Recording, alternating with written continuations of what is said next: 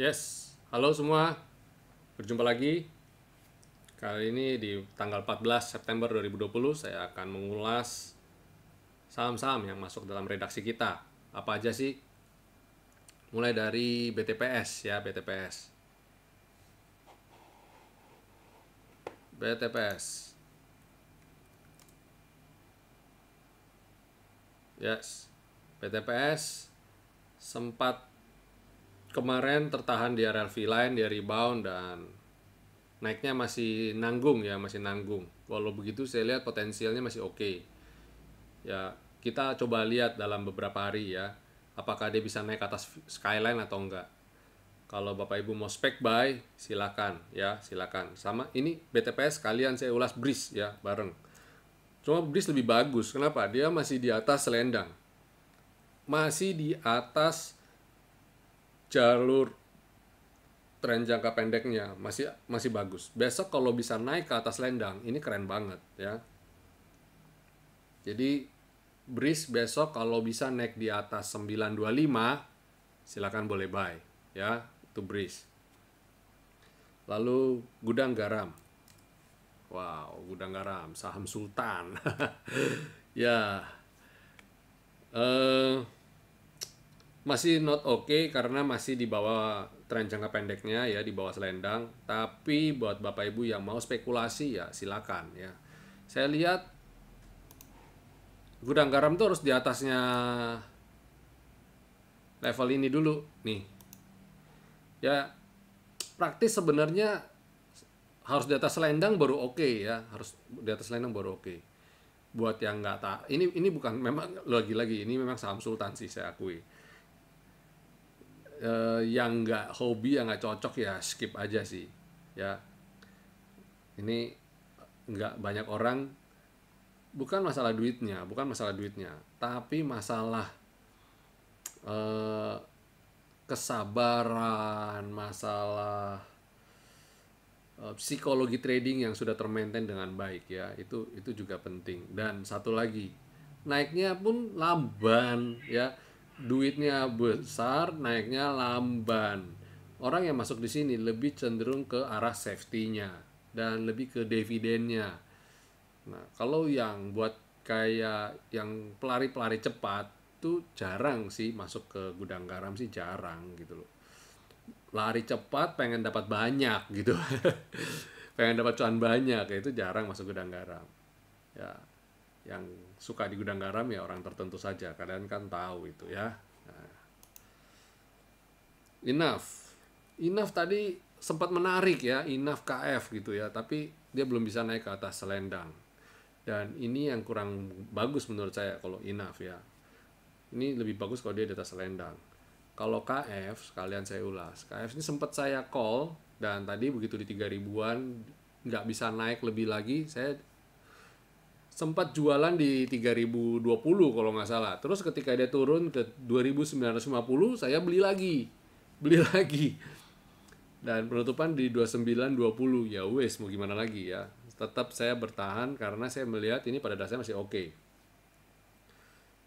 Sayangnya ya gitu, lihat dia beberapa kali belum bisa keluar dari selendang, jadi ya lebih aman kalau dia di atas selendang. Sebagai info, selendang itu ada di level atasnya 3030 ya. Kalau bisa naik di atas 3030 itu baru oke. Dan hari ini persis di 3030. Kalau di atas 3030 dia keren ya. Oke. Antam. Antam pun sama ya. Antam ini oke, masih bagus ya. Dan dia ada gap ya, ada gap di area 820-an something ya, 825. Itu nutup gap. Jadi target saya setidaknya besok dia nutup gap dulu 820-an sekian itu. Maka tadi saya calling Antam, Inco ya, saya calling tadi Ali ya. Coba sekalian kalau bahas Antam, bahas Inco juga. Nah, Antam malah Inco malah bikin gap. Inco, thanks to yang nanya kemarin tadi pagi, kondisi nikel turun, tapi gimana? Begitu saya cek, ternyata kok bagus ya. Dan ini potensial bagus sih. Saya lihat Inco potensial besok pada perdagangan besok masih oke. Coba nanti kita cek ya harga nikelnya bagaimana. Tapi saya lihat masih oke. Ya, lalu Cepin. Nah, Cepin ini masih sideways ya, masih sideways. Kalau saya gambar area sideways yang sempit, dia masih ada sideways di areal ini. Nah, dia masih ini range sempitnya, range sempit. Kalau range panjang dia ada di atas dan bawah, dia masih cukup lebar. Dan ini masih masuk di area. Kalau area sideways yang panjang, ini saya gambarkan. Nah, yang garis ini saya kasih warna beda deh. Garis biru ini adalah area sideways yang lebar. Range lebarnya. Dan saya lihat Cepin sih masih potensi ke level 6400-an 40-an gitu ya. Nah, kalau saya rasa Cepin jual di 6400-an. 6400 udah boleh jual dulu deh. Kita nggak tahu apa bisa breakout apa enggak soalnya ya. Dia masih sideways ya. Ini analisa saya di Cepin. Sekalian kalau ngomong Cepin kita ulas Java. Java ini oke ya, bagus ya. Dan masih on the track sesuai dengan analisa saya bahwa Java ini layak untuk diakumulasi ya, masih layak untuk diakumulasi dan boleh untuk di buy ya. Lebih aman kalau dia bisa di atas lendang, tapi karena ini modelnya memang beli ketika dia koreksi gitu ya, sekarang ini boleh sih beli ya, nambah kalau dia bisa di atas lendang gitu. Akra bagus ya, Akra bagus, sudah di atas V-line lagi, nangkring dan di atas selendang yang pasti. Nah, ini spesial nih, ini saya tambahin untuk besok. Akra boleh dicermatin ya, boleh beli Akra. Ini nggak masuk di grup umum nih, nggak masuk di video rekomendasi umum, jadi ini boleh beli ya. Era. Nah, Era ini tertahan di selendang, mirip KF nggak sih? Mirip KF ya. Jadi persis dia di atas, di harga 1665 dia langsung turun ya. Pucuk selendang di 1670. Jadi selisih 1 tick lagi dia bisa breakout, tapi dia koreksi. Jadi Era saya masih bilang belum oke, hati-hati ya, belum oke. Tapi kalau beli ketika dia merah kayaknya boleh. Karena dia pada dasarnya belum selesai sih Era ini. Ya. Lalu Tins menarik ya, oke ya. Udah di selendang lagi, sama. Kalau dia biasa di atas 800, selendangnya di pucuknya 813, 815 kita bulatin ya. Kalau Tins bisa naik di atas 815, boleh dibeli lagi ya. Tins ini masih oke, masih di jalur uptrendnya. Di atas 815, Tins buy. United Tractor. Nah, United Tractor bagus nih di atas selendang. Besok juga spek buy boleh, tapi semua kok jadi spek buy. Nah, kalau United Tractor saya belum oke dulu karena saya lihat dia masih ada resisten di sini yang harus dilewatin di level 23.750. Kalau dia bisa naik di atas 23.750 itu baru oke ya. Tower nih oke ya, Tower oke, masih sideways. Silakan yang masih mau hold boleh.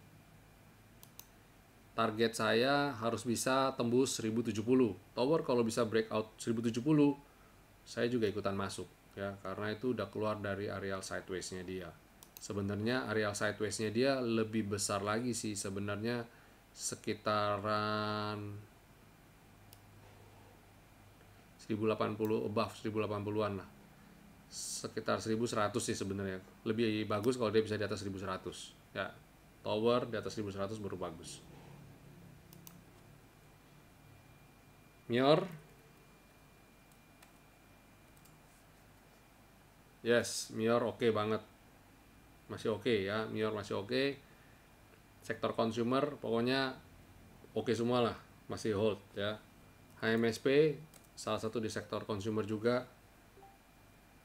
Ini masih tertahan di areal selendang. Kalau yang ini belum oke. Hati-hati ya, potensial downtrend masih besar. HMSP jangan. INKP Basic Industry tertahan di selendang ya. Tadi teman kita ada jualan nih INKP. Karena dia lihat nggak bisa breakout selendang, saya jualan dulu deh Pak. Monggo silakan. Kalau ngomong INKP sekalian kita bahas Tekim. Tekim masih di bawah ya, masih belum oke, jadi juga sama masih. Kalau Tekim mau buy on weakness mungkin sekarang menarik karena dia ada di supportnya ya. Ini mulai masuk ke area sideways-nya dia. Nah, Tekim mungkin kalau mau buy on weakness mungkin oke nih ya.